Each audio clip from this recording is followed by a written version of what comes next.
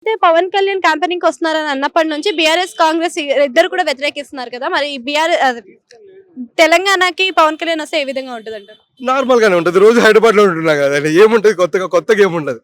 ఎప్పుడు రాని వాళ్ళు జగన్మోహన్ రెడ్డి లాంటి వాళ్ళు ఏమన్నా వచ్చినప్పుడు ఏదన్నా హవా ఇవి ఉంటది. పవన్ కళ్యాణ్ ఎప్పుడు హైదరాబాద్ లోనే ఉంటది. ఆయన వచ్చడం వల్ల ఇక్కడేం చేంజ్ ఉండదండి.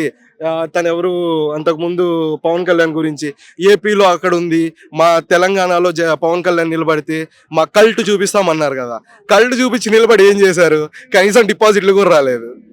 బీజేపీకి సపోర్టెడ్ గా చేస్తే మరి జనసేన రెప్యుటేషన్ ఏమైనా పడిపోయే అవకాశం ఉందంటారా మరి? బీజేపీకి కాదండి, ఆయన ఎవరితో కూటమి పెట్టుకున్నా ఆయన పార్టీకి లాసే అండి.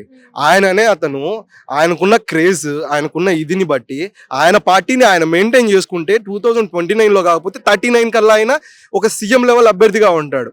కూటమి ప్రభుత్వంలో ఉంటే ఏమొస్తుందండి? ఏముండదు కదా. ఏపీలోనే కూటమిలు అంటే తెలంగాణలో లేవు అని చెప్పేసి అన్నారు. మరి కూటమి తెలంగాణలో ఫామ్ చేద్దామన్నా మరి ఐడియాస్ అని ఏమో చేయొచ్చు. ఇప్పుడు ఒకరిని ఓడించలేనప్పుడు కూటమిలో పెట్టుకుంటారు కదా. గెలవగలమనే సత్తా మనకున్నప్పుడు, గెలవగలమనే దమ్ము మనకున్నప్పుడు కూటమి గురించి మనం వెళ్ళం కదా.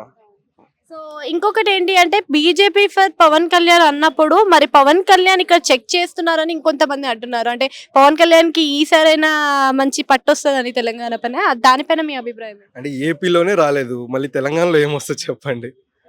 ఏపీలో ఏమన్నా వచ్చుంటే తెలంగాణలో నుంచి అక్కడ ట్రై చేసే ముందు మన స్థానంలో 2 చోట్ల నిలబడ్డప్పుడు 2 చోట్ల ఓడిపోయినప్పుడు ఎక్కడ ఓడిపోయామో అక్కడ నిలబడి గెలవాలి కానీ పక్క చోటుకి పోయి మన స్థానాన్ని మనం నిరూపించుకోలేం కదా.